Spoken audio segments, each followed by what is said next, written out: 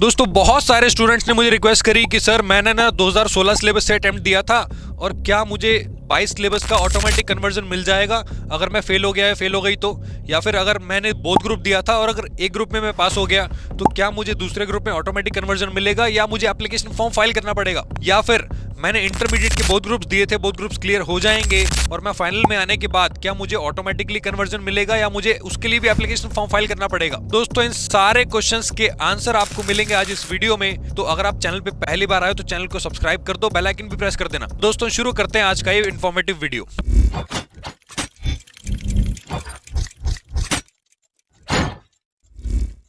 सबसे पहला स्टेप जो आपको फॉलो करना है दोस्तों, अगर आपका रिजल्ट अभी नहीं आया, ऑब्वियसली अभी नहीं आया है, तो आपको रिजल्ट का वेट करना है। भले ही आपका रिजल्ट पॉजिटिव आया या नेगेटिव, दोस्तों आपको रिजल्ट का वेट करना है, क्योंकि अगर रिजल्ट पॉजिटिव आया और आपका इंटरमीडिएट दोनों ग्रुप्स निकल गया या फिर फाउंडेशन का एग्जाम निकल गया या फिर फाइनल का एग्जाम निकल गया तो कोई कन्वर्जन की जरूरत नहीं है। मैं आपको बता दूं, जो पास आउट स्टूडेंट्स हैं इंटरमीडिएट के, जब वो फाइनल में आएंगे तो ऑटोमेटिक कन्वर्जन है दोस्तों, क्योंकि जब आप फाइनल का रजिस्ट्रेशन करोगे तो 22 सिलेबस में ही रजिस्ट्रेशन होगा। जो स्टूडेंट्स पास हो जाएंगे, बोथ ग्रुप्स क्लियर कर लेंगे, उनको कोई रजिस्ट्रेशन की, कोई कन्वर्जन की रिक्वायरमेंट नहीं है। अब क्वेश्चन आता है उन स्टूडेंट्स का किसी भी रीजन से एक ग्रुप में या फिर दोनों ग्रुप्स में फेल हो जाएंगे, यानी कि किसी भी रीजन से आपका एग्जाम नहीं निकल पाएगा, उस सिचुएशन में आपको क्या करना है। दोस्तों उस सिचुएशन में कंपलसरी है आपको रजिस्ट्रेशन कराना, 2022 सिलेबस में कन्वर्ट करना। उस कन्वर्जन के लिए इंस्टीट्यूट ने एक पोर्टल ओपन किया है। वो पोर्टल कैसे ओपन किया और उसका रजिस्ट्रेशन कैसे करना है दोस्तों मैं आपको बताऊंगा अपनी स्क्रीन रिकॉर्डिंग के थ्रू। सबसे पहले आपको क्या करना है, आपको जाना है इंस्टीट्यूट की वेबसाइट पे, उसमें आपको खोलना है स्टूडेंट्स का सेक्शन।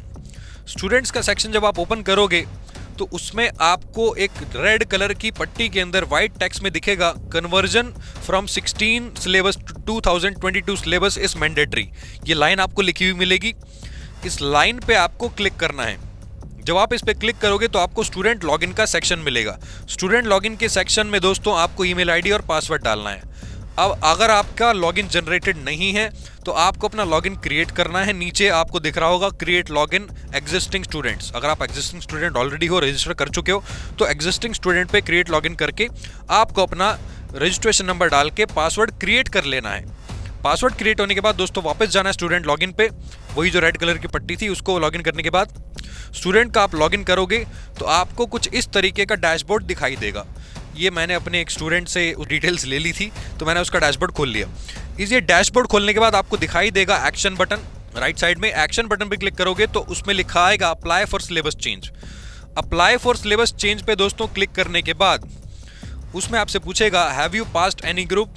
तो अगर आपका कोई ग्रुप पास हुआ है, रिजल्ट के बाद की बात कर रहा हूँ, उससे पहले मत करना रजिस्टर। अगर आपका कोई ग्रुप पास हो गया है तो आपको उस पर क्लिक करना है यस। अब अगर आप इंटरमीडिएट के स्टूडेंट हो तो आपसे वो कुछ नहीं पूछेगा, चुपचाप वो आगे बढ़ जाएगा। लेकिन अगर आप फाइनल के स्टूडेंट हो और आपका एक ग्रुप पास हो गया है तो आपसे वो फाइनल के लिए दोस्तों एक चॉइस मांगेगा ड्रॉप डाउन लिस्ट में पेपर नंबर 20 के लिए। पेपर नंबर 20 में 22 सिलेबस में दोस्तों आपके पास 3 ऑप्शंस हैं। SPMBV जो कि पहले सिलेबस में भी था पुराने वाले में, नया दूसरा एक सब्जेक्ट है बी पार्ट में risk management in banking and insurance, तीसरा सब्जेक्ट है आपका एंटरप्रेन्योरशिप एंड स्टार्टअप्स। तो आपको इन तीनों में से अपनी चॉइस से एक सब्जेक्ट को चूज करना है, बहुत वाइजली चूज करना, आराम से चूज करना। अगर चॉइस नहीं हो पा रही है तो दोस्तों मैं इस पे भी एक वीडियो बनाने वाला हूं, उसका वेट करना। तो ये चूज करने के बाद आपको एक कन्वर्जन फीस पे करनी है 250 रुपीज की। ये करने के बाद दोस्तों आपका कन्वर्जन हो जाएगा, आप 22 सिलेबस में एंटर कर जाओगे। तो अगर आपका कोई भी ग्रुप पास नहीं हो पाया किसी भी कारणवश, किसी भी रीजन की वजह से, तो आपको यस की जगह नो पे क्लिक करना है। वो जो have you passed any group का पॉइंट था उसमें आपको नो पे क्लिक करना है। फिर से आपकी एक ड्रॉप डाउन लिस्ट खुलेगी, उसमें सेम आपको प्रोसीजर फॉलो करना है जो मैंने आपको पहले बताया। तो ये था आपका दोस्तों पूरा आपका प्रोसेस, कन्वर्जन कैसे करना है।